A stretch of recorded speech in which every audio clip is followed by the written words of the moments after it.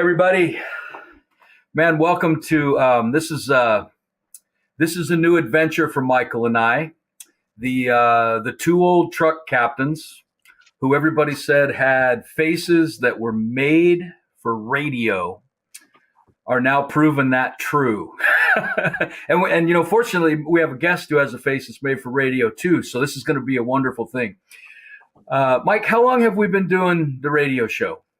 It's been many moons, yeah? Many moons. I think they went on. I think they went live in 2016. I think I might be wrong, but I think it was around then. So 8 or 9 years.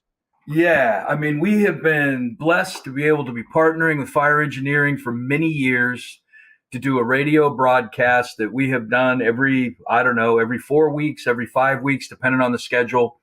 And now we're entering into a little bit of a new era where, for better or worse for you folks, we're going to record this thing and you're going to see us live. And so we're really excited about it. And I want you to know nothing's going to change on our end. When Mike and I agreed to do this, we had a pretty clear set of parameters that were important to us.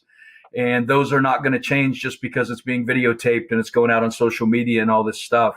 Our commitment to you is we are going to bring you who, in our opinion, are the brightest and the best in the fire service, that are committed to the craft, that understand what we do, that dig what we do, and that have a message for you that can help add to your toolbox in some particular way. And the topics are going to continue to be all over, from right down there in the streets, driving the rig to getting to fires, to laying lines and throwing ladders and saving people and all that stuff, all the way to what's going on in the firehouse, mental health types of things, leadership, all of that.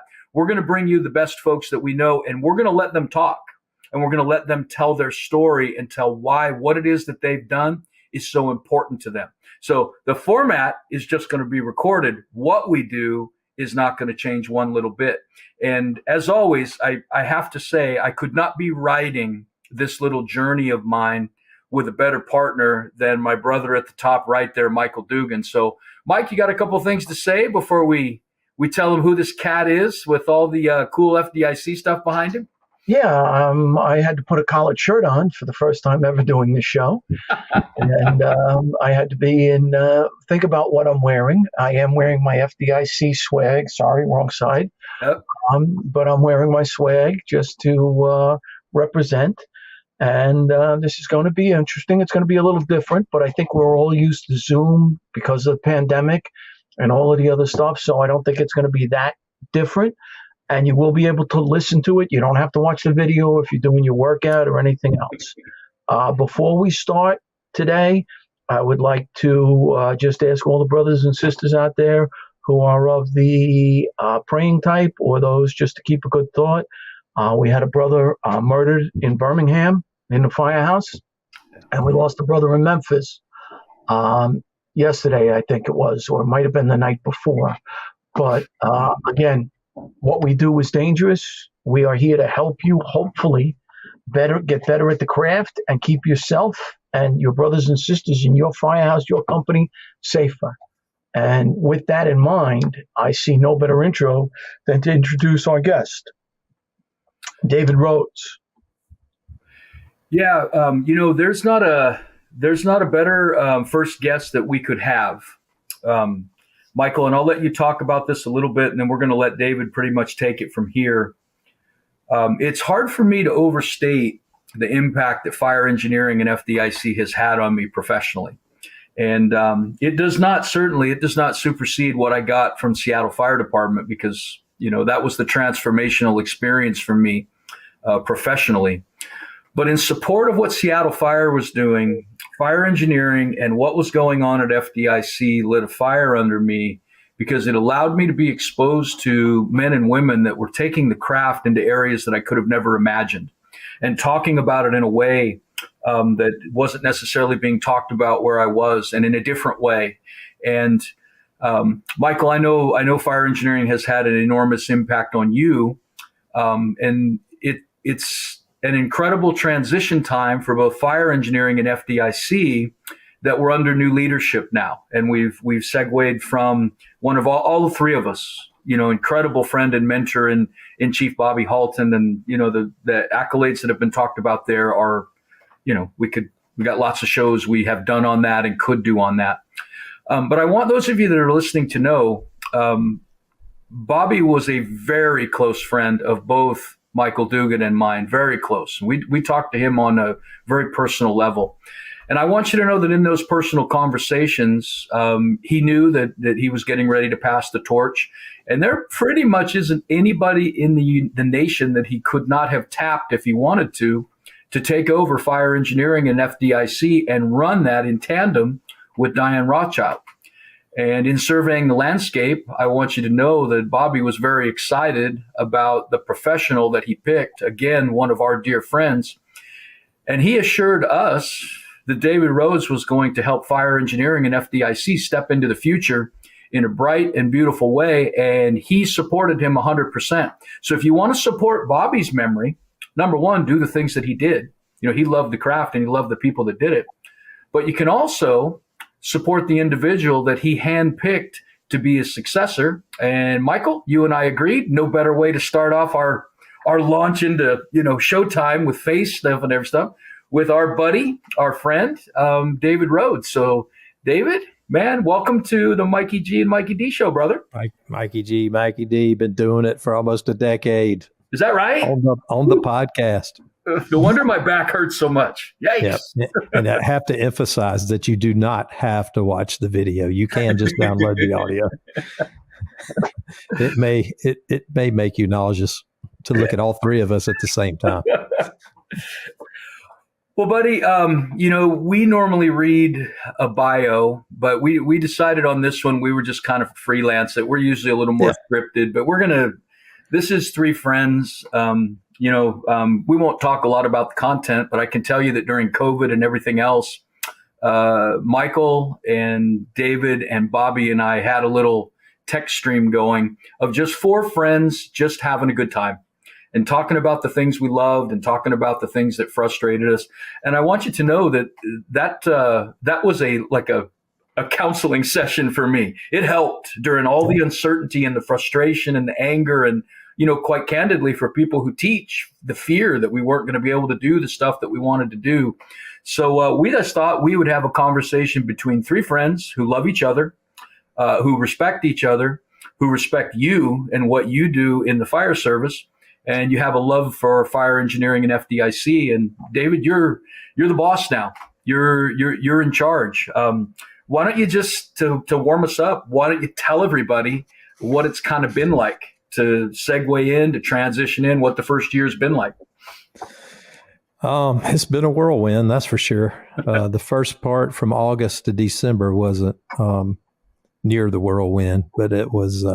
I'm glad that I had the 25 years of being a contractor and working on hot and all that, and knowing the players. If I'd have walked in cold, it would have really been difficult, especially with the timing between when Bobby passed away in December to the show was only like 4 months. So that was crunch time, because typically you have a full year to get your thoughts together on what you're going to do for a keynote.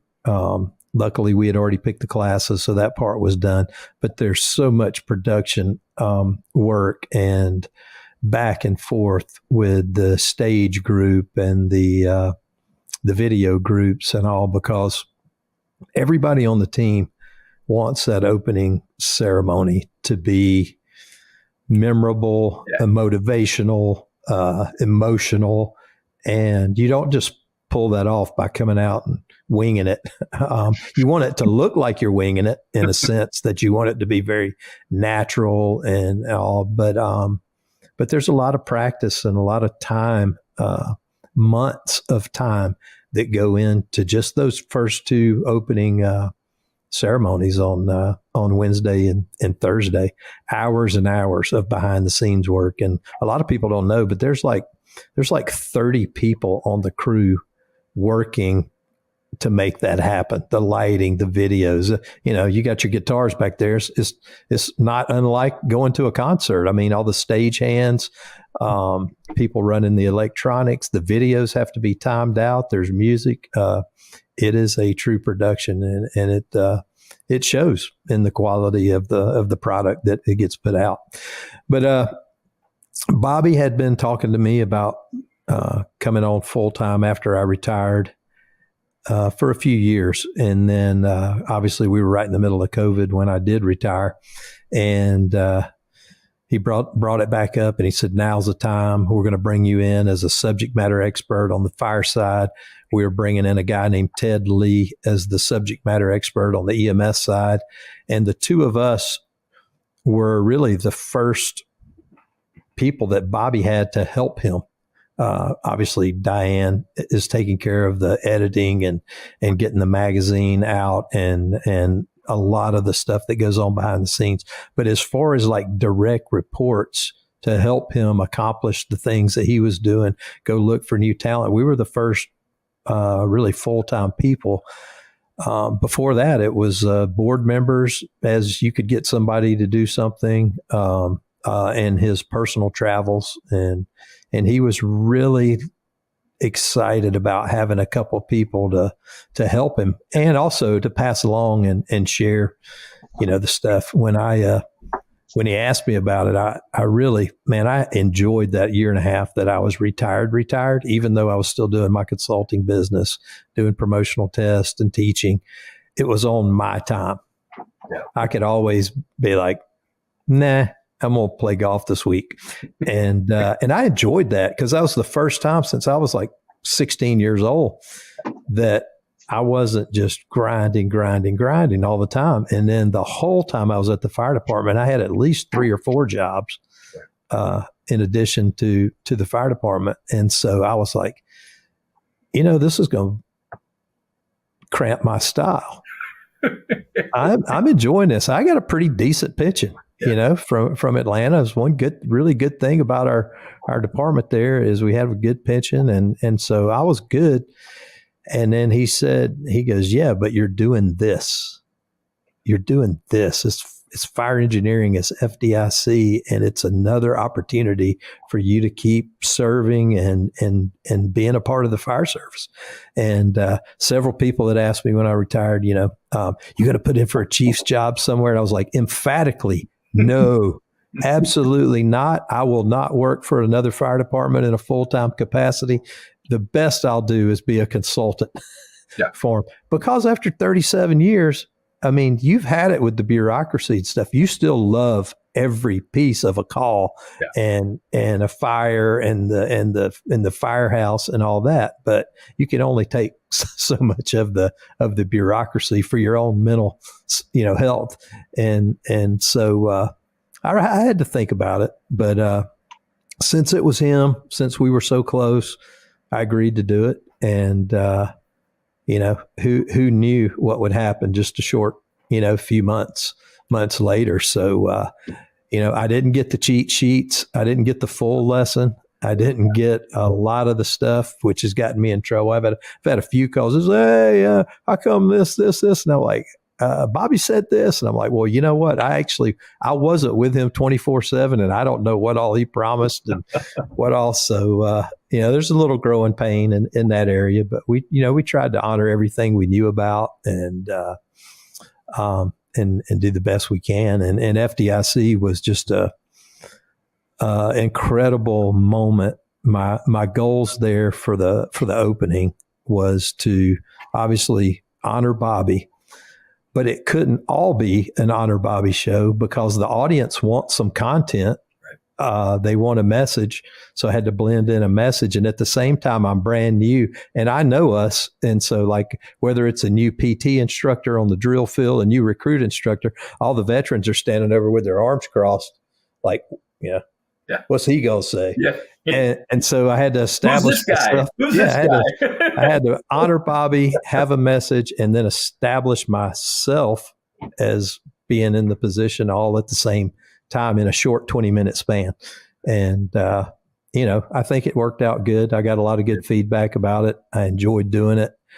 It's a blur for sure because of that. Like I said, it was nonstop from December 20th, the morning after Bobby passed away until we got home and from FDIC. I don't think of any time that it wasn't just wide open weekends. it was crazy. And I remember Eric Slett told me when he was leaving, he goes, man, great job. He goes, I want you to get home. I didn't get home till that Sunday. The show closed on Saturday, and I had to stay over and do some stuff. Got home Sunday late afternoon. He goes, man, take Monday off. He said, just take Monday off, recoup, decompress, just, enjoy it. And I was like, that's going to be awesome, because I hadn't really stopped and just had nothing to think about or anywhere to be. And so I got up that morning, probably woke up about 6:30 or a little later than usual, but got up and I'm kind of chilling out. And then I hear my phone bling, and I look, and there's an email that says, by the way, if you haven't turned this in, we got to have it by 10:30 this morning, or blah, blah, blah, blah. I'm like, damn it. So I get down here on the computer and I start doing whatever it was.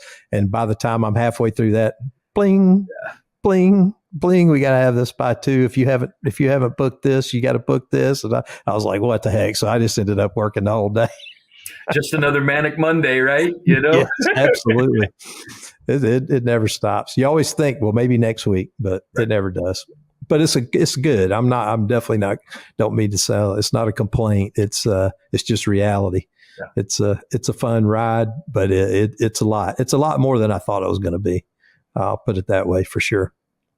I don't know how the man did it, especially with all his ailments and stuff. I don't know how in the world he maintained that schedule. But on the other hand, that was what was keeping him going too. Yeah. Amen, brother. Amen. One of the things that come out in there, because we didn't do a full bio that I'm sure most of you know, but I just want to reemphasize. David's been heavily involved in FDIC for 20, 25, 30 plus years prior to doing this. Not only running the hot, but I can tell you he got on my radar early on, just as I gravitate to certain types of people. And I want to see the people that have a purity of vision, that love what we do, that are obviously it's mustaches. Yeah, it's mustaches, because I can't grow one. I can't pull one off. Gray mustaches. But I just want you folks to know that not only is he respected in the streets from all the years in Atlanta, and as a leader in Atlanta, even in some difficult situations, stood as a leader, been heavily involved in the smoke diver program, running the thing. For however many years now, David, an emissary for UL, and a respected member of that board, and on the emeritus board for UL, with Mike and I on the Firefighter Air Coalition board now. I could give you a lot of bio. I want you to know that you are looking at a firefighter who has been burdened with Chief's bugles, but he did it to lead. And somebody who has walked the walk and talked the talk. And that's why I think Bobby picked him, and why you're going to see fire engineering and FDIC get a real shot in the arm from the street level up. There's going to be a shot in the arm that you're going to see. And it's going to combine very well with what has been done by Chief Brennan and by Bill Manning and by Bobby before, and Diane. And so, David, we're really excited about it. We're excited to have you at the helm, brother. And I remember Bobby asking about a few different people to run the thing. And I know Michael said the same. Couldn't think of anybody who was more qualified or would do a better job. So we're looking forward to it. Michael? Yeah, and I think I agree wholeheartedly. And, we're just getting some feelers out for our audience here. So this one is something for me. I mean, talk about what FDIC and fire engineering means to you personally. Because Michael and I mean, through being on the road and everything else, that's how we met. That's how we became friends and everything else. So talk about this to our listeners about what it means to you.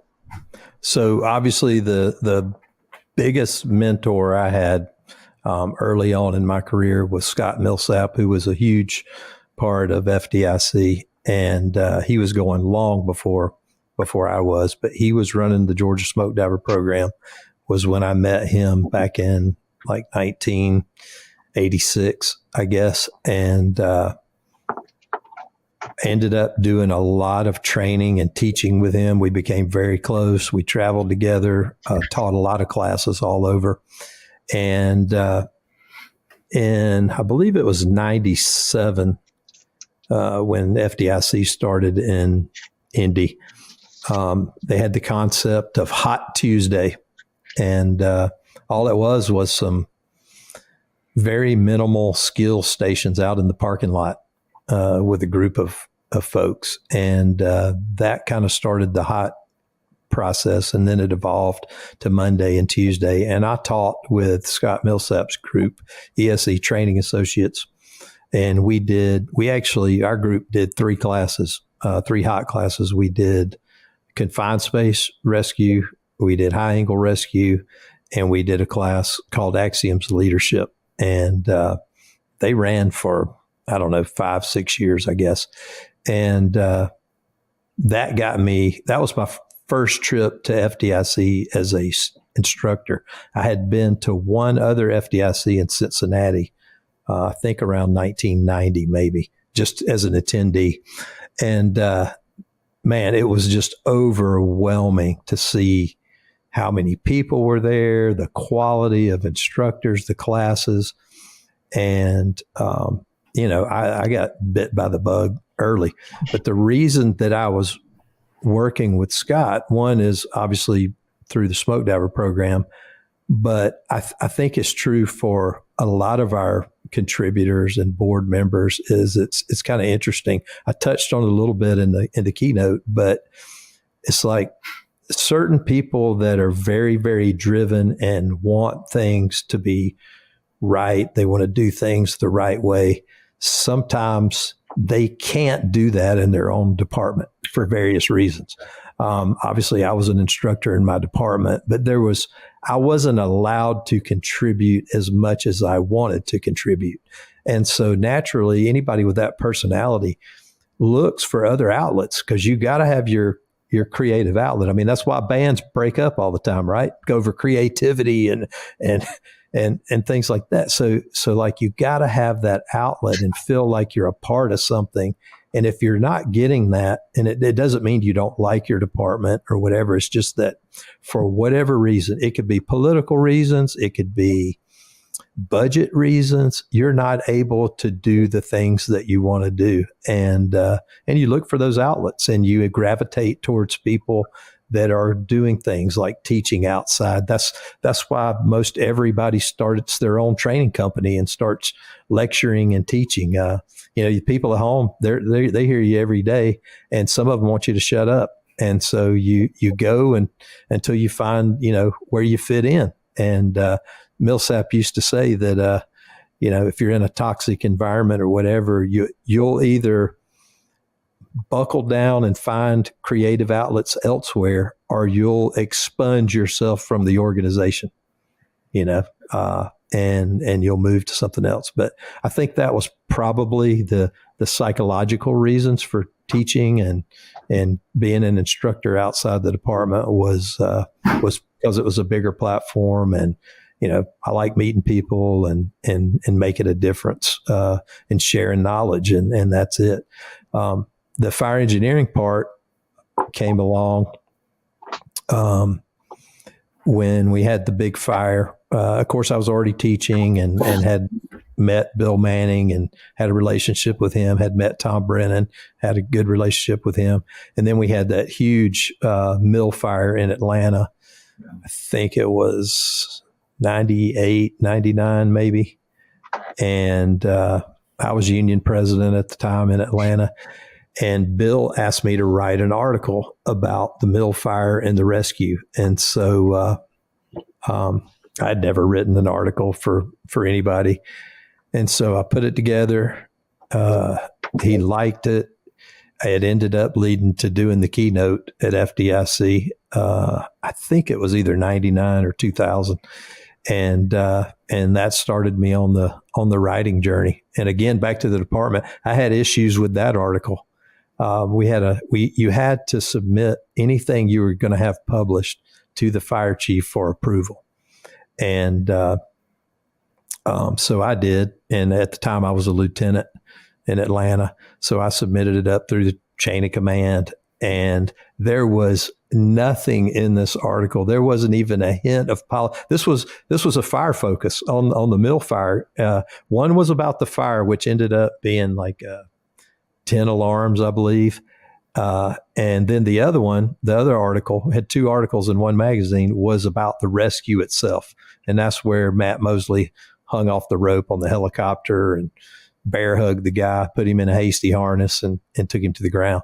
And so, I was the union president at that time. And so the article was automatically denied, and I was not allowed to publish it. So I got kind of upset about it, talked to Bill, and I ended up talking to the city ethics officer because, there's a lot of First Amendment protections and writing and all. And the city ethics officer told me right off the bat, says, as long as you don't put that you're an employee of the Atlanta Fire Department, you can pretty much write whatever you want to. And so if you go back in history, you'll never see my department listed on an article. It'll always say a lieutenant in an urban department in Georgia, a captain in an urban department in Georgia. And so it was frustrating, but that I never asked for permission again. I just started cranking them out after that. So that was interesting.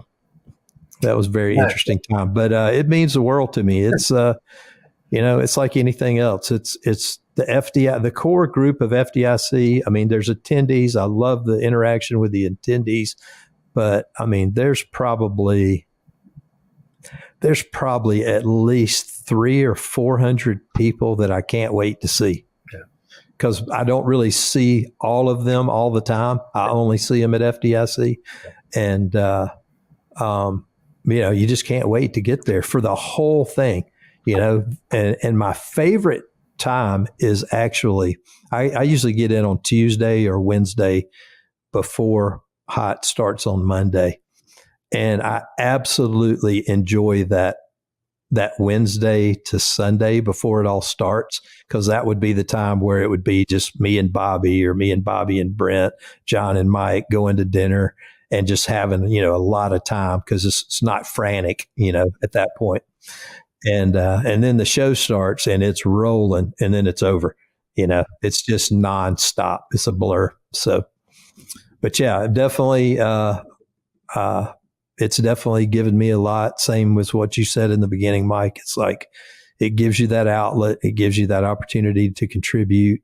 And, I never cared anything about being a celebrity or anything like that. I just want to put the information out and share. And you know how it is when you're teaching a class, you end up learning more than you teach, because people show you new methods and they say, what about this? And I don't think you can only teach and be really good at the job, but if you're doing the job and teaching, gosh, because you get to see so many things, you get to see it done wrong, and you build those mental models, and I think it helps you, become a better firefighter, a better command officer, all the way. Amen. Yeah, no, I mean, it wasn't like I would never disrespect my fire department and say that we were not trained well, or right, because we were. I mean, and we had some of the finest people who have ever worn the badge come through Seattle Fire. The debt is beyond my description what I owe the men and women of that place and that storied place. It was about getting to other parts, talking to other people in the country, what they did, how they did it, why they did it, how they approached things. And it just provided more color, more insight, more. I mean, I'll tell you, David, and this might be something you talk about when you talk about the magazine. I felt like it was also your stuff got vetted. Stuff that you said that you believed, it actually got vetted and run through the grinder a little bit. And you actually have to learn to articulate, here's what I believe, but here's why I believe it. And does it hold up? Or is it just something that locally it works for this little local thing, but it doesn't really work in the broader context? And I found it to be incredible. I'll tell you, David, one of the things that I got, I don't know that this was your experience, in hanging out with guys like Mike, and especially there was a vibe on the East Coast there was a sacredness to the job. There was a respect for the honor and the tradition a little more than I think what we had on the West Coast. And I don't know if that was just me, but I can tell you that when I was around them, I saw a reverence for the history that wasn't, and it might be because the West Coast is newer, I don't know.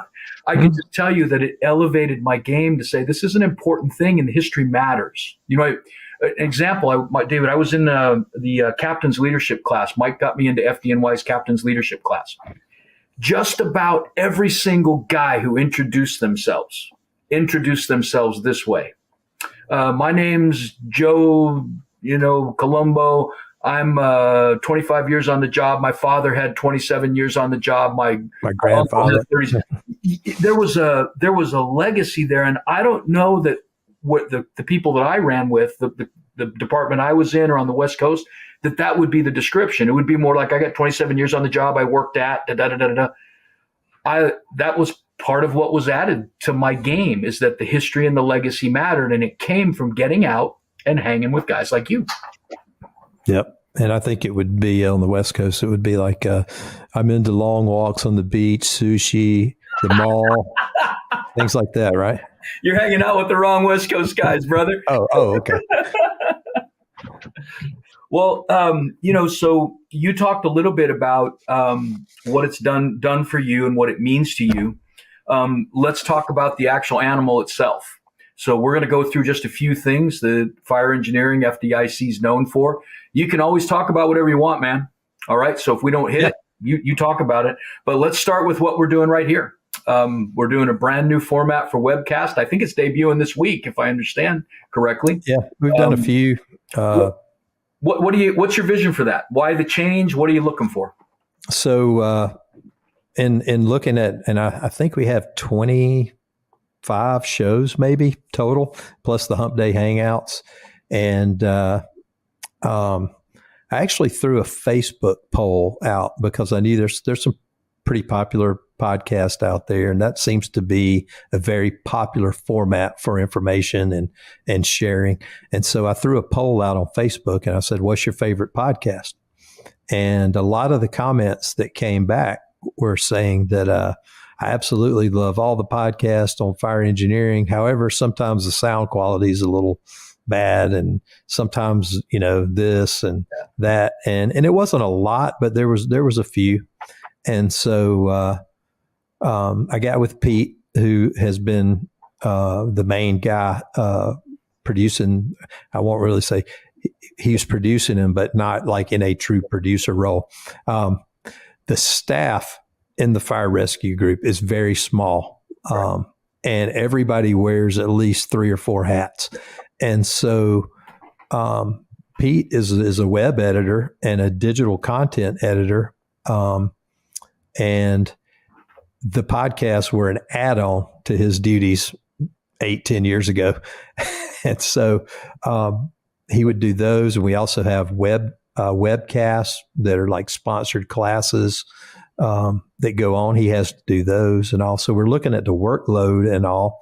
And we got to talking, and he was like, well, we really need a producer. Like, I don't have the time to sit down and actually produce these things. I just we hit record, they're done, and then we post them. That's pretty much it. And so, I looked around, see what was out there and what other people were doing. And we talked about kind of what the vision for it was.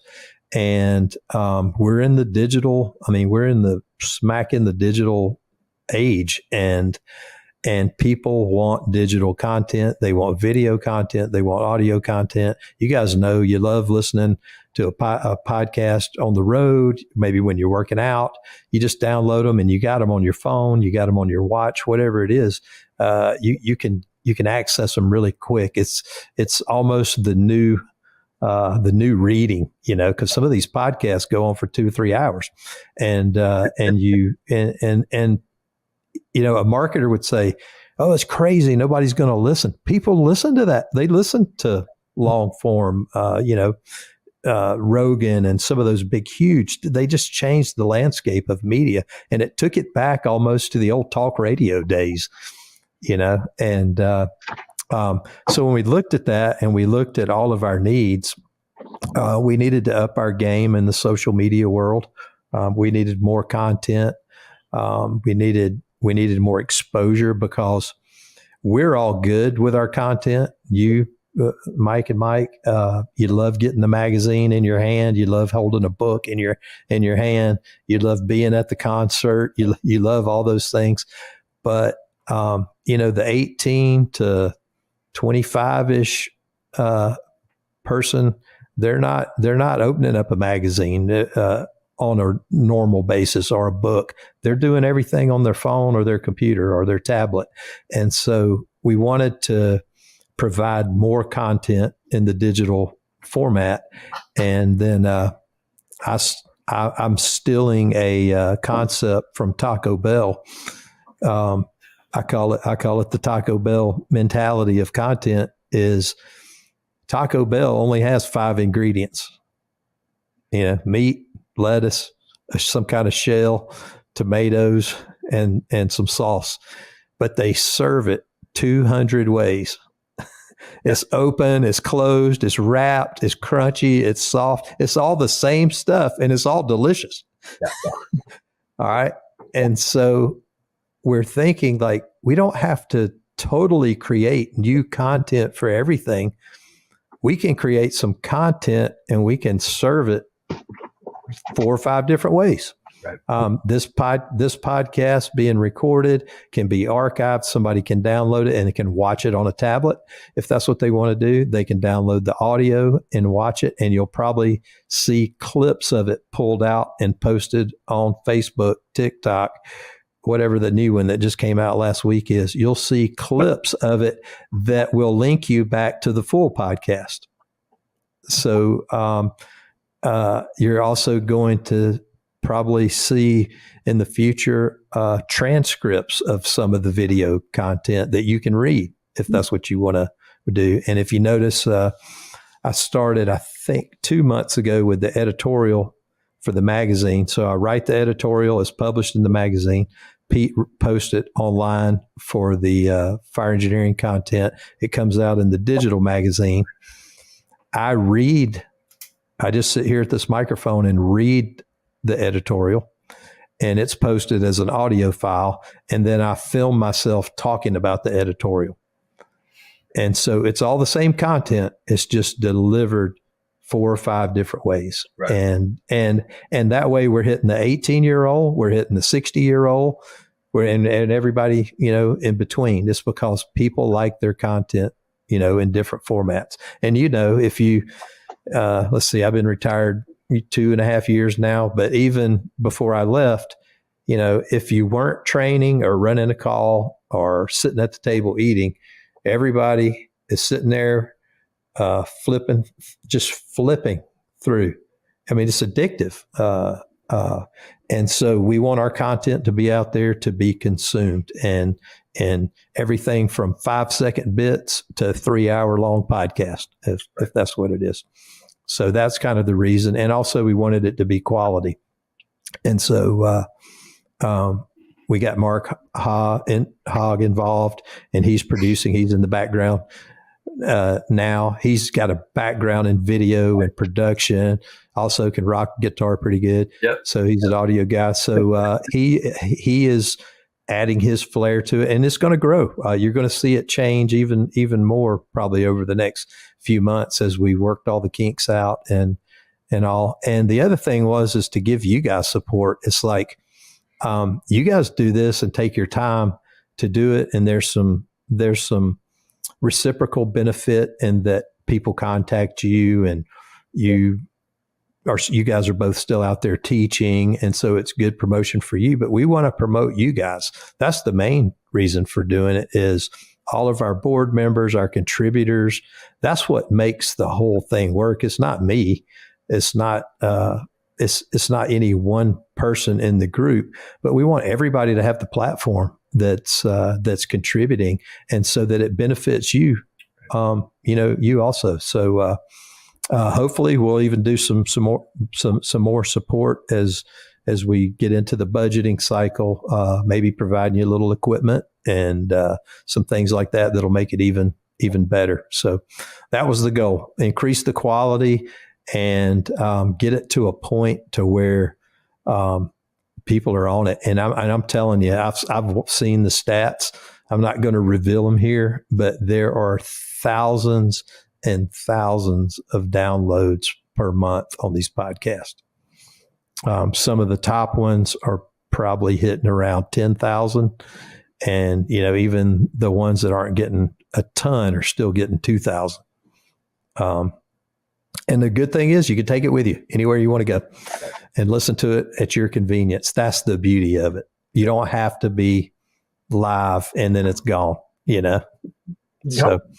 So that was a big thing. And Mark's done an excellent job, getting us to this point, and we're going to go. Pete got us to a certain level, and we just had to call in reinforcements. There's not enough time and enough stuff in the day to do it all.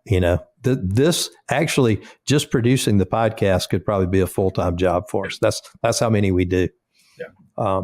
So, and plus you got the Hump Day Hangouts on top of that and the webcast. So it's a lot. Yeah. That's cool. And I think there are the people who are the movers and shakers, the people who are involved are going to use these things in different ways. And, on the different social media platforms, you just have to search for fire engineering and you'll come up with some of this content. So when we're talking about this content, we're also going to talk about the website. Will the website look different, and what new stuff can we expect on that website? We're right in the middle of the fire engineering redesign. The platforms themselves change, which I know absolutely nothing about the back end of the thing, but they've changed. The Firefighter Nation website has already gone live, and it's just easier. It's easier flow. And there's so much technical stuff in this. You can't just have a website. You have to have a website that will display on a phone correctly, which is different than a computer, which is different from a tablet. And so you have to have the background to be able to, or the processor in the background to handle all of that. And the idea was to give it a fresh look, and then also to make it easier to find stuff. There's tons of information on the fire engineering website, but you have to spend a few minutes like digging for it. And you can't put everything on the front page, but there's some science behind what you do put on there and how you structure it. One thing was, I definitely wanted the podcast on the front page. So if you go there now, you'll see that's one of the pull downs is podcast, where before it was like it was on a tab somewhere. And those guys, I can't say enough about our digital team. Again, there's only 3 of them, and they're never off.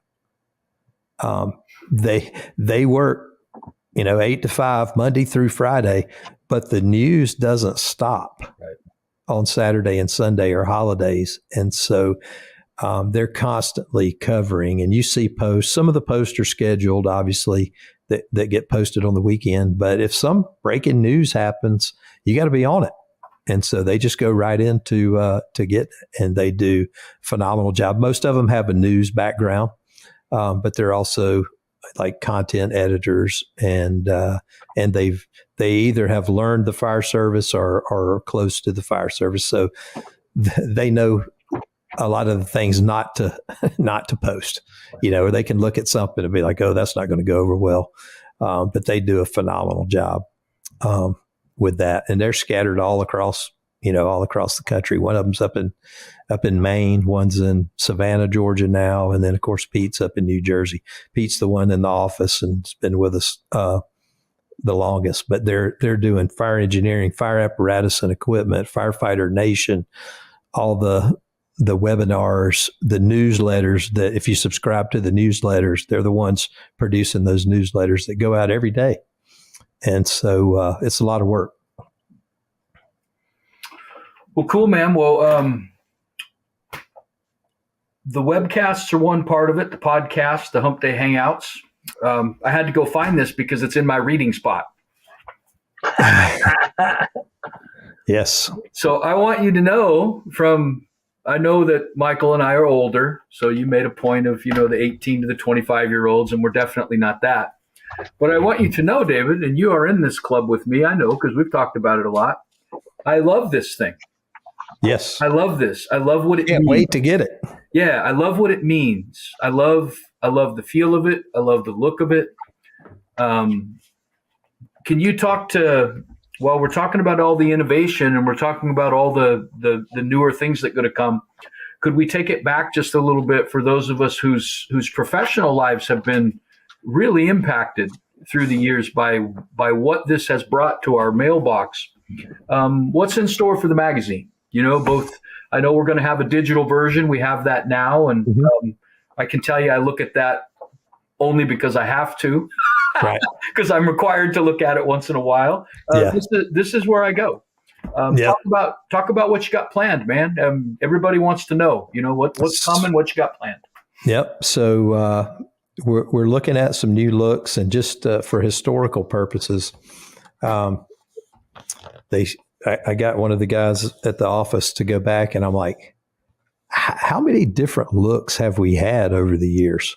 And, I could remember maybe 2 or 3 different logos and different looks and all. And so they produced this for me.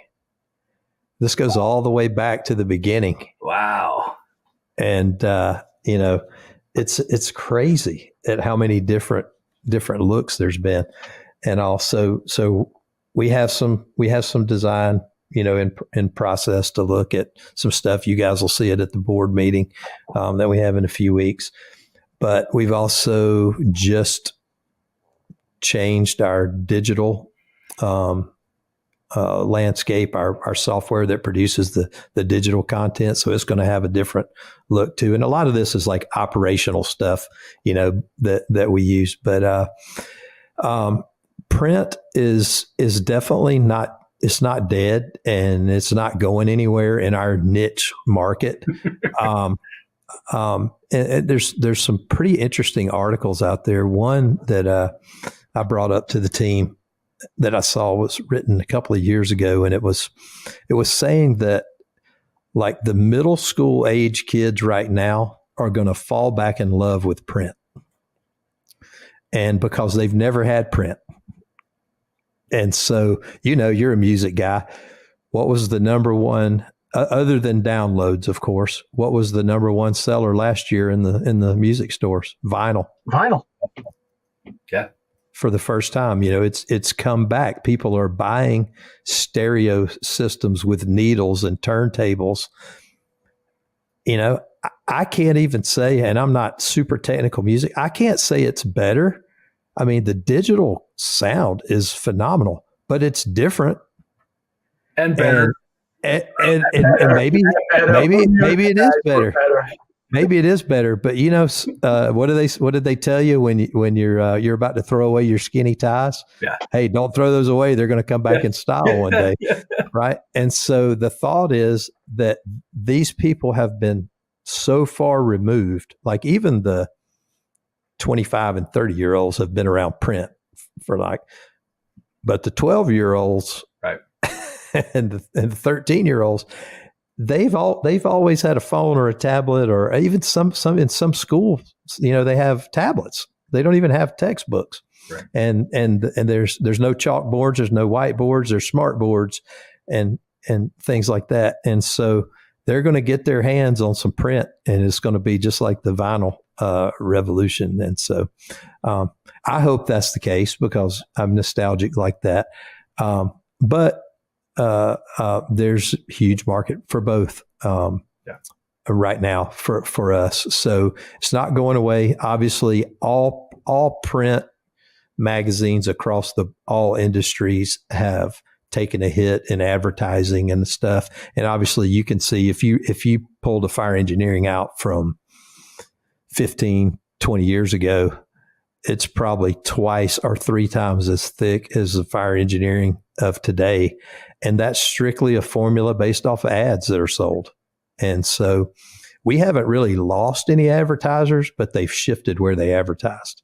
And so that affects your cost on printing. And so that's something I'm learning. Obviously, I'm a fireman, pull ceiling, break things and all. I don't know the business side of everything, but I do know that there's still going to be print for a while, for sure. And I'm hoping that resurgent keeps it alive for forever. But you guys know, you're able to do so much more with digital. Like we can embed the videos. Yeah. You got Champo talking, you got me talking.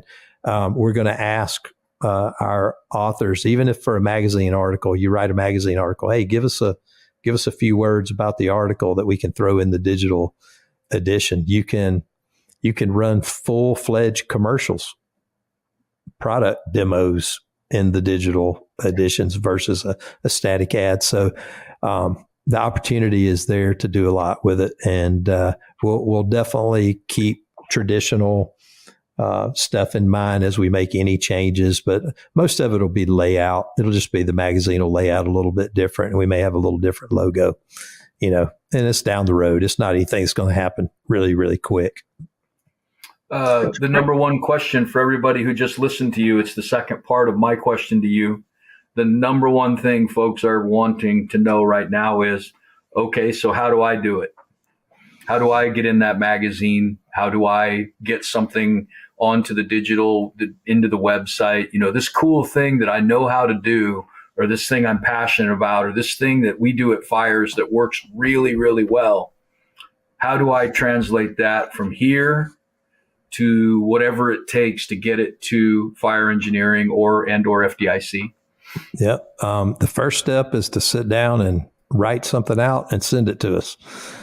And we have people that can copy edit, that can do layout.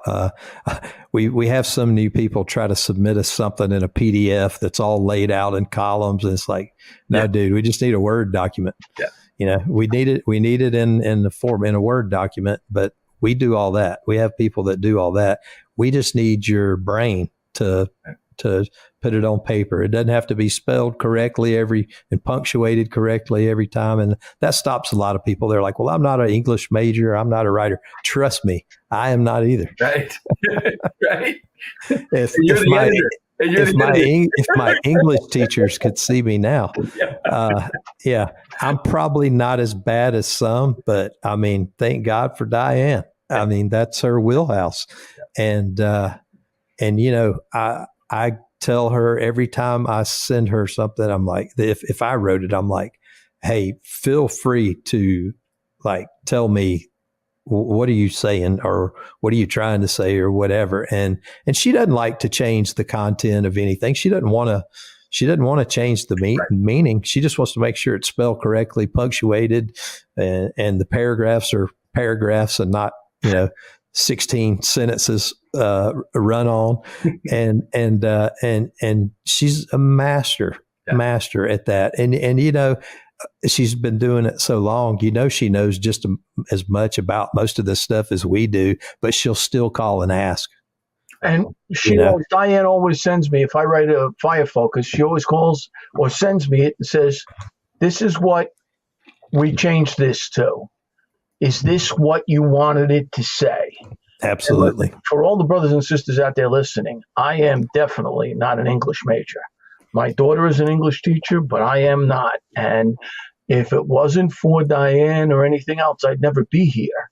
Because what they want is just your ideas. They want what happened, what you did, what worked, what didn't work. And they can fix the rest of it. That's why they're called editors.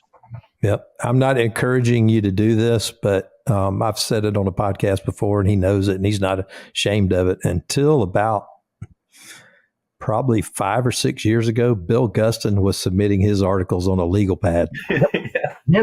I know. And I mean, it's Bill Guston. I mean, he's our technical editor, one of our technical editors. So it's just, we need the content. We need your brain power.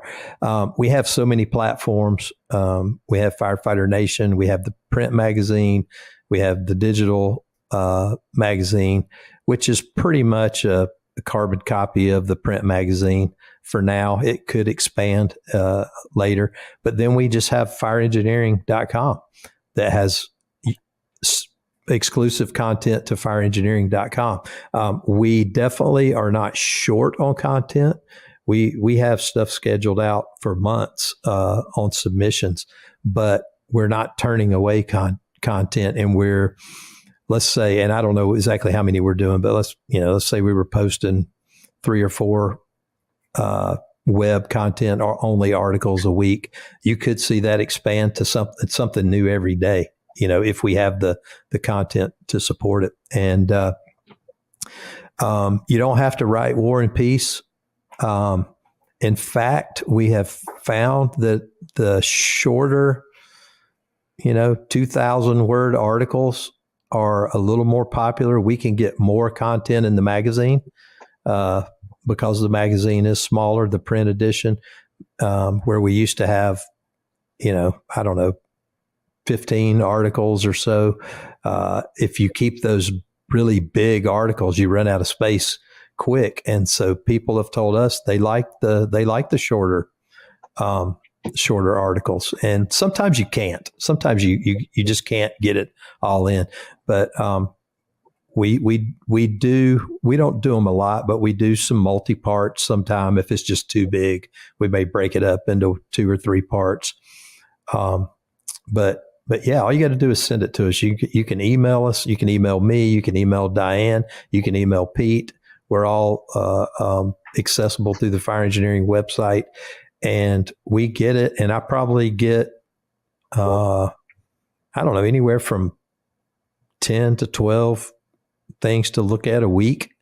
And some of them are just a paragraph or 2. It's like, hey, what do you think about this? And I might shoot it back to you and say, well, this is good, but we need some more meat. Like, they're as Bobby used to say, it's an editorial. It's your thoughts, and it's an editorial, and we only publish one editorial in the magazine. So it needs to be technical. It needs to be a how-to or what happened. We will run some things like in the letter to the editor. We're pretty flexible on being able to put some stuff in that area. But, the other thing I'll say about writing is write what you know and what you do at your department. Don't worry about the way FDNY does things. If you're in a department in middle America that has a 2-person engine company and you get on the scene and you're operating by yourself for the first 15 minutes, write us something about how you do it, because that is actually more applicable to most of the people in the country than, how you deploy a 6-person engine crew. We want it all. We want the 6-person engine crew article, but we also want the 1 and 2-person engine company article, because everybody faces different things. And where I get turned off with a writer is writing something that you can tell they're not really that experienced about, but they either took a class in it or they read a book on it. And and I've told a couple people, not to be, cruel, but I do say that I'm the Simon Cowell of editors. He was always the one saying that it wasn't good or it wasn't what everybody's like, yeah, it's good. I'm like, dude, if we wanted a book report, I would have got whoever wrote the book to write it for us. And that's not to say don't quote a book or whatever, but a lot of people try to teach a class from a book that they've read, but they didn't experience those things that author did. And that's a turnoff to me. That we want you to teach what you know. So Mark Twain quote, write what you know and what you do. And you keep it simple, short, sweet, to the point, and it turns out good. But all you got to do is submit. The first step is submit. And we'll help you through the process. I love seeing somebody send me something. And a lot of times it's not that it's bad. It's just sort of there's no flow to it. And so it's like all over the place and it bounces around. and I'll work with them. Few phone conversations. I don't have the time to do it for them, but a few phone conversations will be like, hey, man, why don't you narrow the scope of this instead of covering everything there is about breathing apparatus? Right. Why don't you just focus on SCBA maintenance checks in the morning and then do another article on breathing techniques and another article on air consumption and another, if you're not writing a book, you're writing an article. Right. So it's kind of like anything else. Have a clear objective, cover it. And going back to English, I don't know why this popped in my head, but it's a great quote. This is from my 8th grade English teacher who did creative writing. Okay. And I don't know what year this would have been, probably before the Dead Sea got sick. It would have been 78, 79. And so for her to say this was like risque, right? She said, your assignment that I ask you to do needs to be just like a woman's skirt. We're like, what? She goes, long enough to cover the subject, but short enough to make it interesting. You remember it, so it was a good analogy. I remember it from 8th grade. That's great. That's great.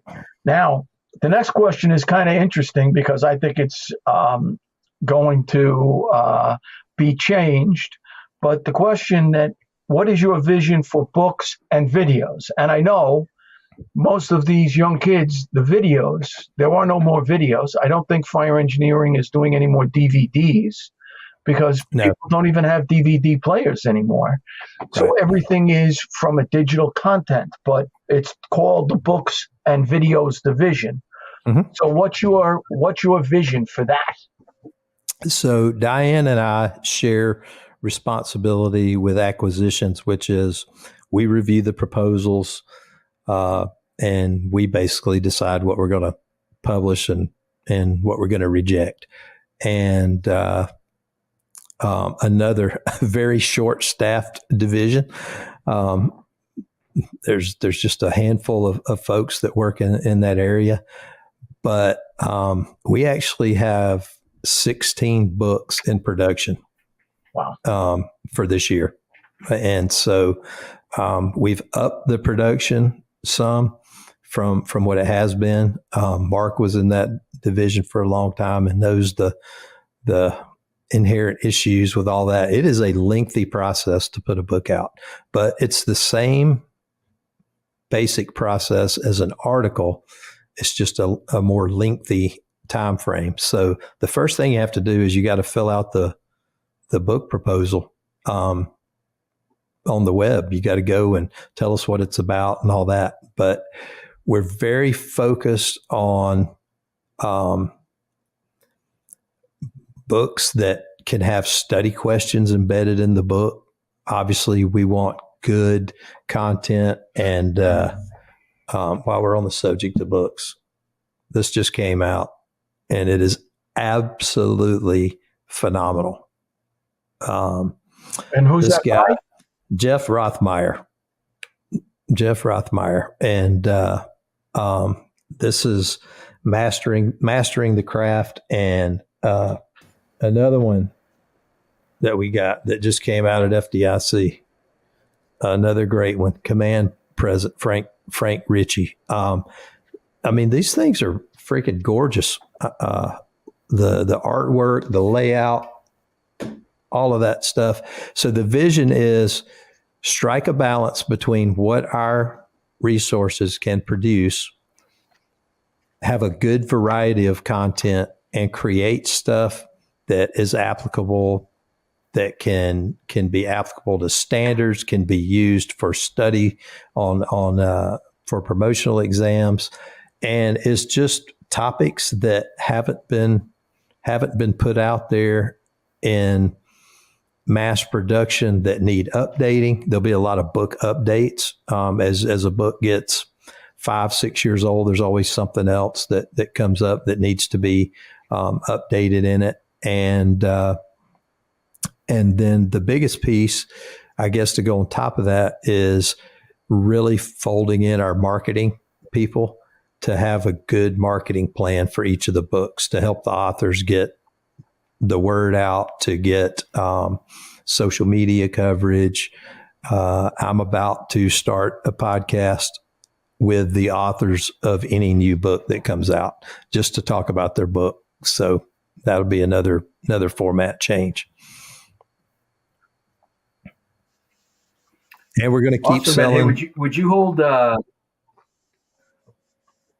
Richie's book up again? I want to take a picture of that with you doing it, just so I can show him that his book made the radio show. Thanks for that. So you're saying he doesn't watch your show?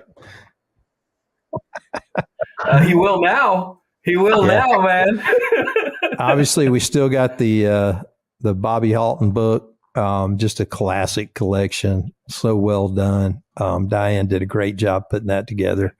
But that's the goal. We're doing a lot of asking questions. What do the firefighters want? What's missing?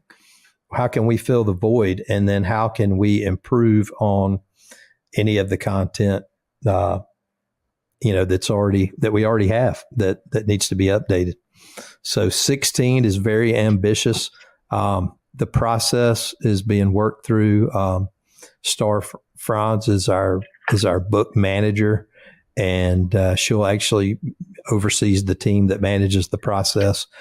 But the best thing to do is just write, have a pretty good jump on it when you make the proposal, because we're going to ask you to be quick, and we're going to do on our end, we're going to do a lot more communication back to the authors.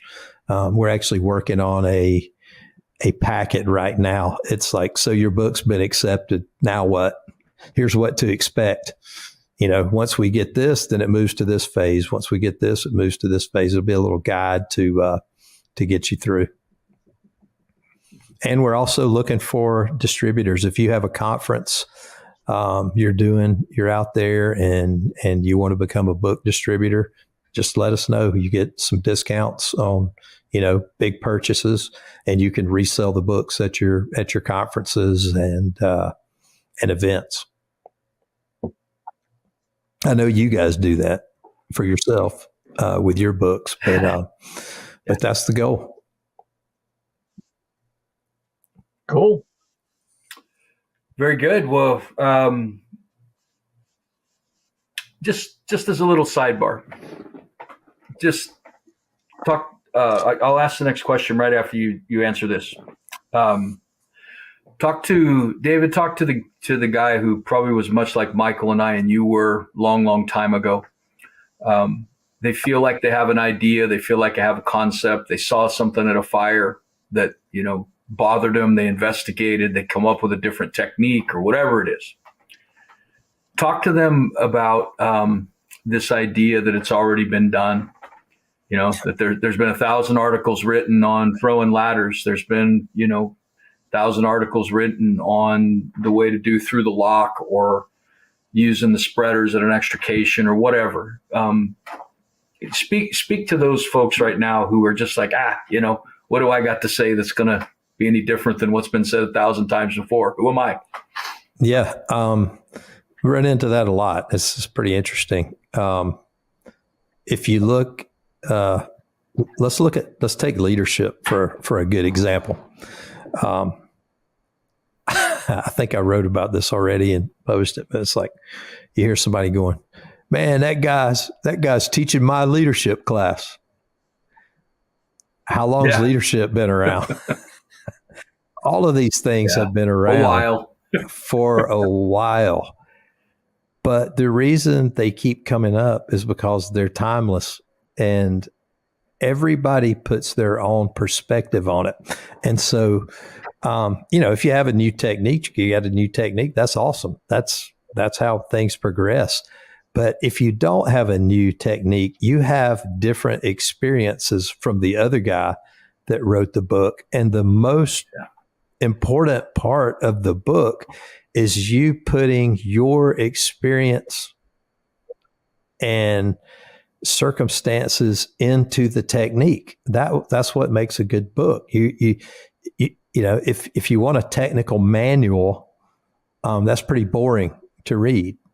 You know, we'll do the blowout drawings and all of that stuff. It has to be relatable, and maybe it's technical for a little while, and you give all the nuts and bolts of step 1, step 2, step 3, but then there's a story about how it applies in a situation, and that's what a lot of firefighters are missing, is the application piece. And we had a book. I don't think it's come out yet, but it was actually the first project Bobby actually handed me as a full-time SME, and it was a book, and it was somewhat of a textbook type book, but then there was these little bits in there of a story that hammered home the point, and he wanted to take them out.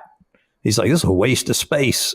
You know, I'm like, no, because the people who are reading these books haven't been on this amount of calls, and it just reinforces the lesson and shows them the practical part of it, of how it applies in the field. It doesn't make you good at it, but it just gives you bigger perspective. And I think that's why you rewrite things over and over and over.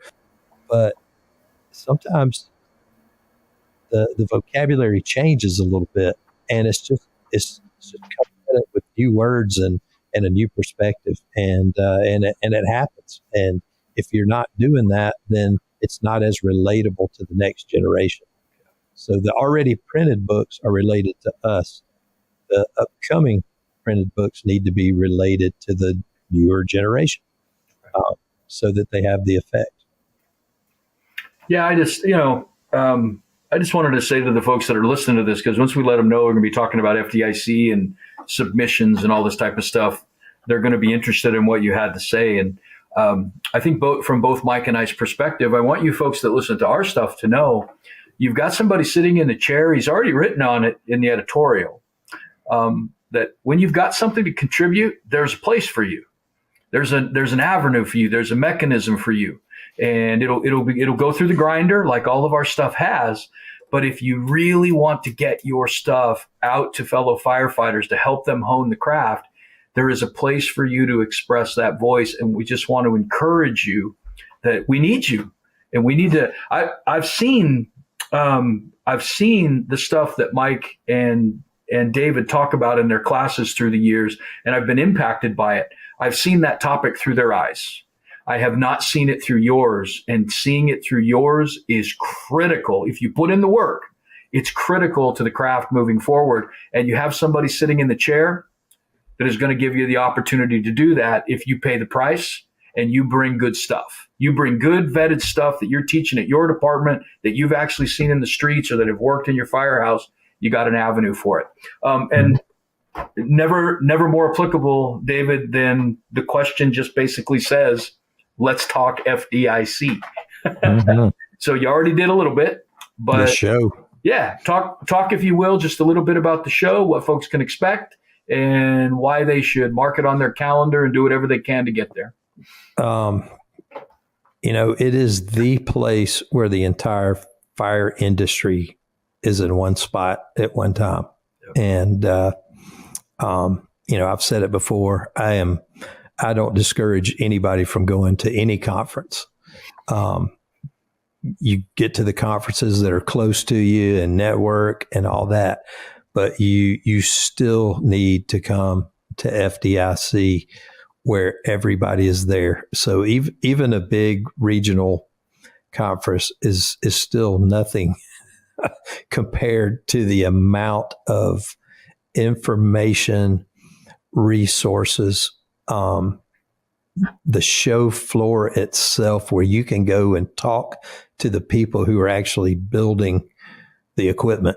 Right. Whether it be an engineer or a salesperson, you can talk to a person and tell them your experience, and they get as much out of it as anybody else, because that's where they're getting that feedback. At FDIC, there have been thousands of innovations that come out of conversations on the street, and they lead to new products. They lead to new processes. They lead to new classes, new training sessions. And, I mean, there's just really nothing, there's nothing to compare it to. And it's uplifting and motivational in a way that you feel that, man, I'm a part of this thing and it's huge. And I don't like to use the term like-minded because sometimes that's not always good, that everybody's on exactly the same. But like intended, I guess might be, it's like most people are coming there to learn something, to share something, and it's just that spot where you might go to a class one day that is just something that blows you off your feet, that you've never heard or you've never thought about. And you think, man, that right there was worth coming. And then 4 hours later, you might be out at one of the local watering holes and walk up and have a conversation with somebody that blows that class out of the water.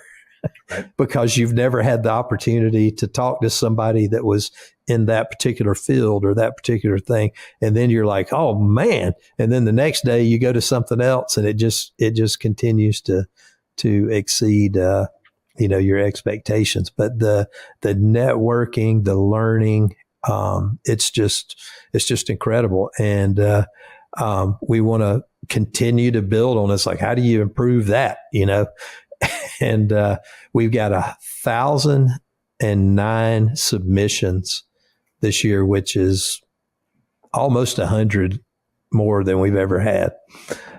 There's about roughly 300 spots, including hot workshops and classrooms. And so it's a tough process. It's a tough process to go through. And I've explained this before. I think I had a long Facebook post. I know Dugan's had some advice on it. It's like, first you got to get in the arena.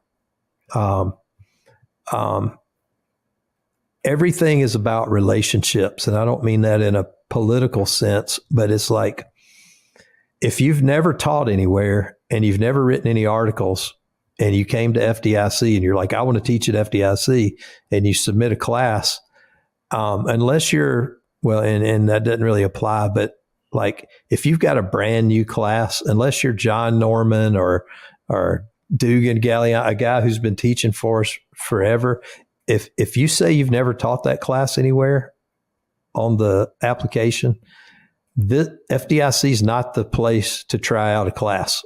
I mean, it's the show. It's the World Series of classes. And that doesn't mean that every class is absolutely 100% awesome, because, we're taking chances on some things, and some things relate to different people, but it's not perfect, but there is a certain thing that we're looking for. Somebody got really mad. I think it may have been last year or year before. And they said something on Facebook. It's like, you can't, I quit submitting because they wanted me to write an article on the class that I submitted. And I'm not in the business of selling magazines for them or whatever. But this thing is like, this is a family of products that are all tied together. And a lot of people, I mean, you guys know, and most of our audience knows that, fire engineering, FDIC, it's all the same. It's all the same people working on the show. But you gotta crawl, walk, and run. And so the best way to teach at FDIC, unless you just happen to get lucky, is all get out and have a subject and have taught somewhere else, and we have some background on you. The best way to get in is to start by submitting an article, submit another article, get something published on the web, be a guest on a podcast. You got to put forth some effort to build your reputation other than just in your department or whatever, so that we know who you are. And and that's sort of like the test to, if we can count on you for some content that we need, then it is somewhat of a reward to come and teach at FDIC, but it's not the only criteria. Your class still has to be awesome too, and your proposal has to be good. So a lot of, and we get submissions. We get submissions from professional speakers. Mr. So-and-so is an excellent speaker and his message would resonate with your audience. Please let us know that you're interested. Mr. So-and-so's speaking fees are $60,000 per day, blah, blah, blah, blah. It's like, meh. We're here for ourselves. We don't let the exhibitors teach in our sessions. We don't want sales pitches in our sessions. It is vetted fire service industry people. There may be an expert in some other field that we need, like you might get a psychologist that's teaching something about human behavior or something, but somehow they're kind of connected to the fire department, either through, a wellness program or something usually. But everybody is in the industry and they're industry contributors, and you kind of got to pay your dues. It's a process. Every now and then there'll be somebody that we'll see and we'll actually go after and ask them to submit. And you guys do that. You tell people to submit all the time. But that's the best way to get into the process, is establish yourself with us so that we know who you are and show that you're serious by creating content. Maybe it's video. If you don't like to write, we have training minute videos. We would love to have anybody's 3 to 5 minute little tip on how to use this piece of equipment. We'll run it. You can do raw video and get it to us. We can do the editing on it. But there's a lot of ways to contribute and get yourself established so that you can get in there. And can I say something on that too, as someone who reviews a lot of these programs? If you can't take the time to put pen to paper or even type it for your submission to FDIC, if I look at this submission and nothing is spelled out in there, like you took 2 minutes to put this thing together, I think that's how you're going to put your class together. I want to see something that explains to me what you want to teach, why you want to teach this, how you know this, why you are doing this. If I read through this thing and it is a 2-second, I should be teaching this subject because I'm me, and thing, that's it, and there's nothing else to it, I'm going to say no. Because I read other people who have descriptions. This is what I'm doing. This is the methodology that I'm using. This is the important fact. This is why I'm teaching this class. And I want to see what you have to say and put that in there. If you can't take the time to fill out that paperwork properly, it goes to me like, well, What's your class going to be? Yeah, and one of the other ones that are almost always an automatic no, and I know a lot of people, but I don't know all 1,009 submitters. When it says resume and work history and things like that, we need to know that. If it says resume available upon request, it's like we requested it. Like it says resume here, and because and I'll give you an example. This was years ago, probably 15 plus years ago. I had a pretty good proposal, and it was on high-rise incident command, and it was well written. It was all spelled out, and the person did not put where they worked on there, and so I was curious. So I started snooping around, and I found out where the person worked, and it wasn't that this person came from another place. They had done their whole career in this department. And the tallest building in that town was 2 stories. But the person had attended the National Fire Academy command and control of high-rise fires, or whatever that class was. And they knew the information well enough to do a proposal. And it may have been a great class, but that's not who we're looking to teach that class. That person would have had a lot better chance of, like we said earlier, write about what you do and what you know in your department. Same thing with RIT or water supply or whatever it is. Everybody has different challenges. It's like they say, all politics are local, all firefighting's local, and we need that perspective. And so don't be afraid to just be yourself and submit things that you do and you know. Don't try to overdo it with some glamorous stuff. And another tip I'll give you is, even though we're all leadership gurus and all, out of those 1,009 proposals, probably 400 to 500 of them will be on leadership. And we have about, I don't know, maybe 10 slots for leadership classes, depending on what it is. And remember, it's the Fire Department Instructors Conference. So you want to really get my attention? Teach something about how to teach.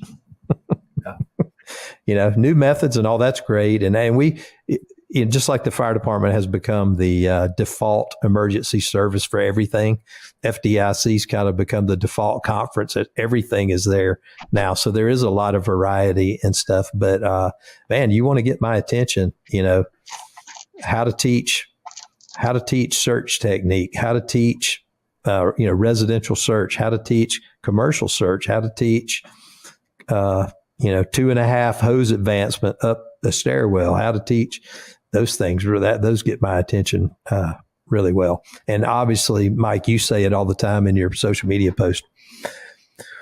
We have way more fantastic proposals than we have space. Yeah.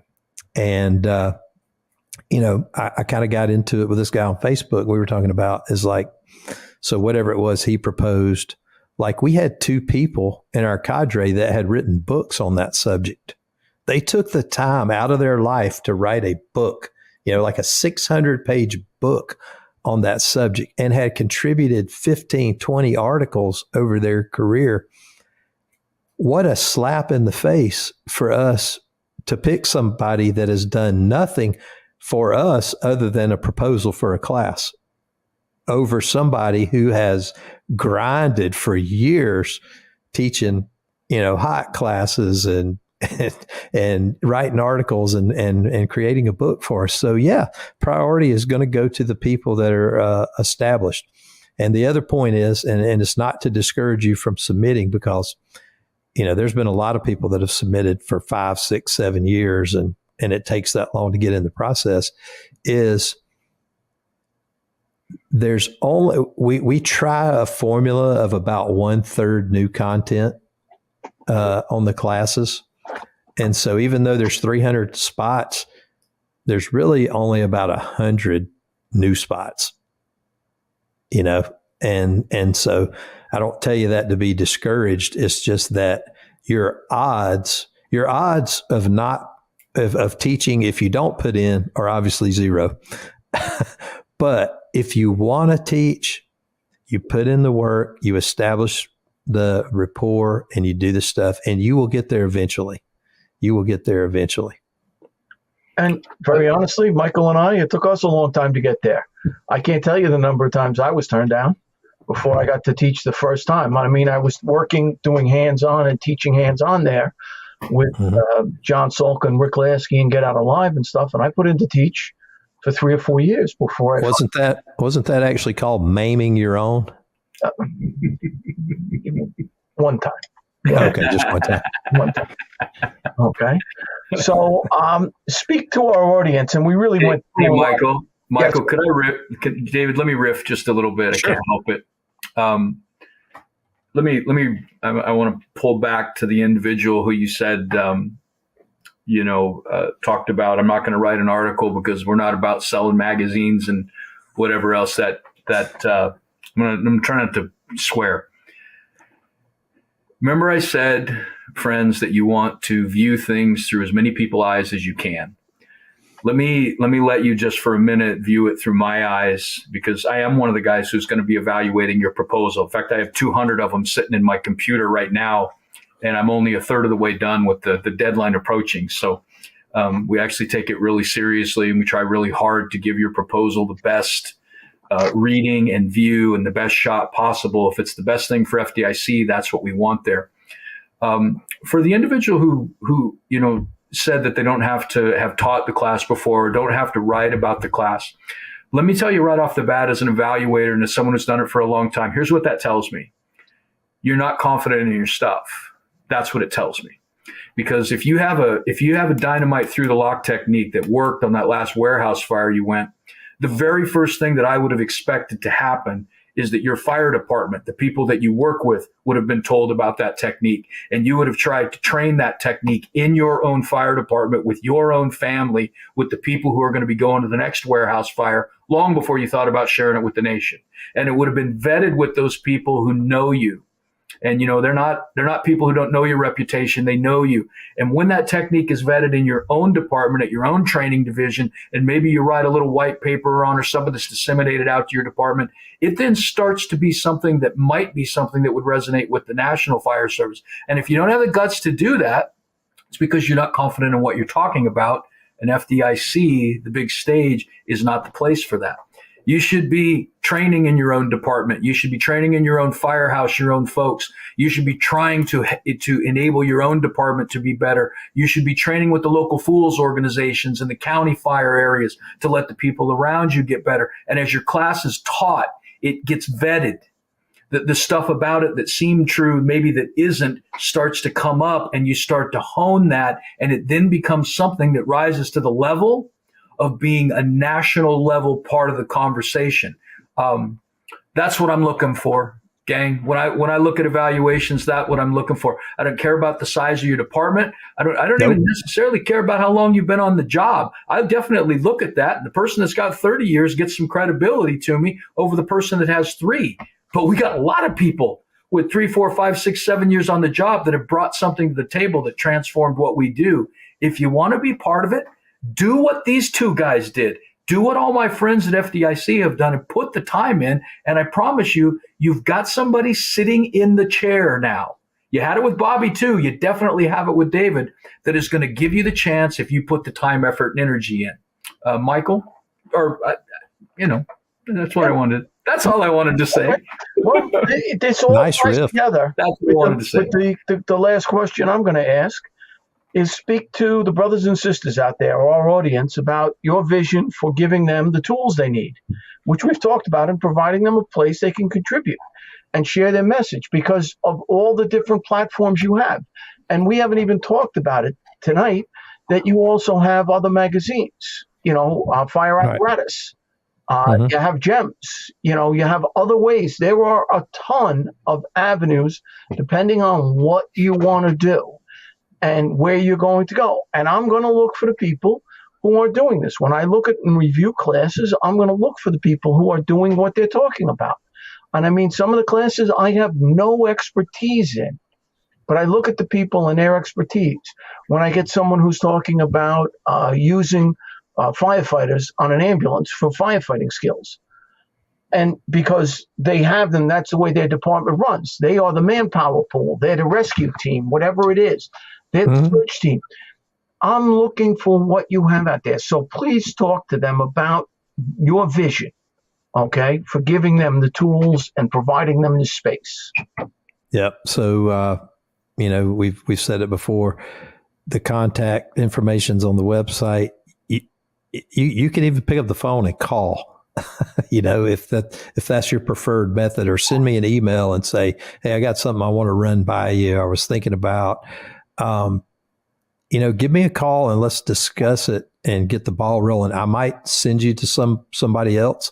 Don't have a preconceived notion about where your content's going to be. Just send in the content.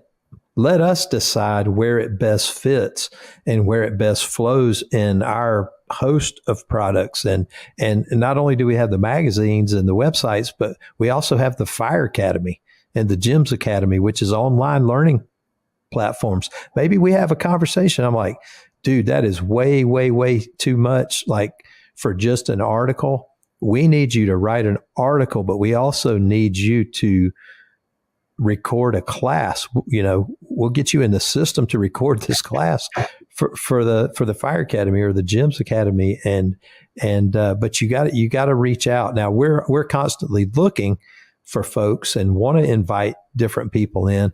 But if you've got the desire to do it, you got to have a skill and something that you bring to the table other than, I'm the greatest, because that's definitely not what I'm looking for. And like Mike said, it's like, it doesn't matter how long you have in, but what matters is what you're trying to do. So if you're a 2 or 3 year guy and you propose a class that's like how to be the new guy in the station. Yeah. Okay. Yeah. You are the closest to that subject of anybody in our pool of people who's writing. But if you're like how to use experience from 30 years, how to use 30 years worth of experience, and you're a 2 year guy, then that's not your wheelhouse. And so just don't be afraid to take a chance. And I think, Mike Gagliano, one of your points about these folks that say, well, it's already been written about. Some of those people are afraid because it's not their comfort zone. And even though it's already been written about and they have some ideas, they know that once you get in their arena, you're going to be torn apart. If there's anything wrong in your article, you're going to hear about it. Yep. And I say wrong, it might only be wrong in this area over here, but somebody's going to alert you to what you said. And what is our buddy Castro says, the recliner snipers are going to come out. And some people don't have the demeanor to handle that.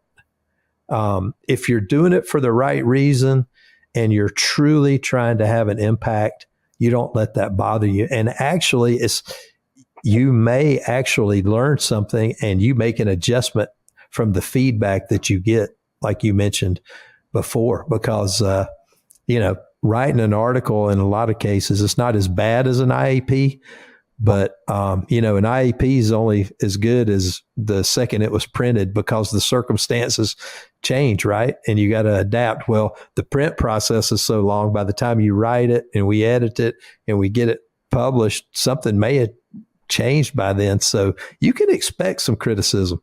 I'm still on the honeymoon phase, but I'm still waiting for my lashing. maybe after August editorial, I'll get some lashing. But, we've had a couple of little comments, but nothing that's been earth shattering. There's always somebody out there who's got something to say. But you actually want that feedback because everything's about what's the old saying that is your perception might not be reality, but it's your reality. So the perception of how you communicated something, how did people interpret it? And you might be like, oh man, well that's no, that's not what I meant. What my buddy Brent Hollander always says, he goes, I'll call him and say, well, what do you mean so-and-so? And he goes, what are you talking about? I know exactly what I mean. I knew exactly what I was talking about.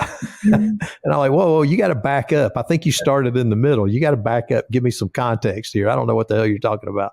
So, if you're that kind of person, you can't handle, if you're the recliner sniper and you've got some information, gonna have to get out of your comfort zone. You got to get out of it, man. You got to put yourself out there. The man in the arena is one of my favorite quotes, and I mean, I got fired over an article, so I've been there. Yeah, I can still remember. Bobby told me it was coming. I can still remember an article that me and the other Seattle guys wrote, and there was an editorial opinion written by the Special Operations Chief of the FDNY, calling into question something we had written, and he was right. Tough moment. It's a tough moment. But I'll tell you, we all sat down and talked about it, and it's like, this is exactly what we want. We want to write to the best of our ability what we think is true, and where it needs to be sharpened, where the evidence goes in a different direction. We want our message to be so honed and so sharpened that it actually matters. It impacts. It's true. At Oh Dark 30 in the middle of the night, it's not some philosophy that someone came up with that sounded good. It's something that's vetted that actually will help firefighters. That's why we're in this in the first place. Yeah. We run into that. A lot of people, and it's not that it's bad, but you have to be careful with it. I always say, if you become a career training academy guy and you're not in the company anymore, you're at the training academy. I'm talking like, a decade or longer. Eventually, you start teaching from your academy experience. Yeah. And so if you're doing live burns with pallets and that kind of thing, and you might even start experimenting with some stuff and come up with some new techniques, but you came up with them in a controlled training environment. And if they hadn't been tested out on the field on a real structure or so forth, sometimes we get a lot of people who have invented the next great tactic, but it was invented in a concrete building with pallets, and it's not reality. Yeah. And so we have to be careful with that too. Yeah. Don't do a victim drag class when you're dragging them across concrete floors in the training tower. Yeah. You want to drag them across some crappy carpet with needles on it, and debris. Yep. And no obstacles, as they say. No obstacles. So David, my last thing, and then just follow on with this. Tell folks how we can get a hold of you, that type of thing, the best way. And if you have anything else you want to talk about, end with that. But you're writing an editorial. You're writing an editorial every month. Every month. And if you would, this is a little bit of a side, but just tell them what you're hoping to accomplish with the editorials. Why, what have you done? I mean, I have not read the new ones. I just got it in the mailbox today. I can tell you the first couple that I read in detail were phenomenal. Right in my wheelhouse for what is important to me and what I think we should be about. So tell them what's up there, what they can expect. Well, luckily, I'm only, like I said, 2 years removed from running calls. Okay. My main objective is to be relatable with something that is, a little bit of commentary on something, maybe a little humor thrown in here and there, but then just a tidbit little message on top of it. And I am totally writing from my experience. And that's what I'm trying to do, is sort of have the kitchen table conversation with you through the editorial. And it's written in a way that okay, yeah, he actually was there. I'm not a philosopher.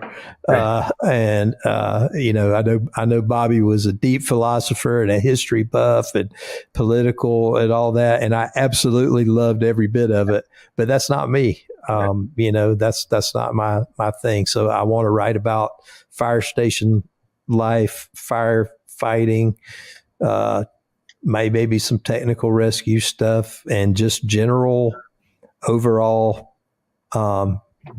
good industry things that could be a conversation anywhere.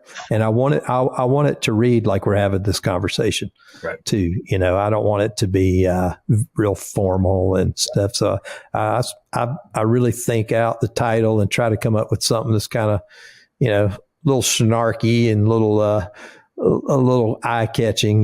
They're not all going to be, like that, but every now and then there's just one that just something comes to you, and it's like kind of like that little hook line, and try to weave it in somehow. So I think they're all going to be heads. I don't think they're all going to be home runs. No, they won't. They won't. And eventually you kind of run out of stuff, So when I was doing the Hump Day SOS column, And I did that for a couple of, I don't know, three or 4 years or whatever. And, you get the writer's block every now and then. And so the first thing I would do when I had the writer's block, I would go to the Tom Brennan book, which was all of Tom Brennan's back pages. Yeah. And I would just scan the table of contents because it was hundreds of just little short titles. And then something would catch my eye that I'd be like, I had never written about that. And I would flip and I'd see what he had to say about it, which was obviously dated because it was written, 15, 20 years ago.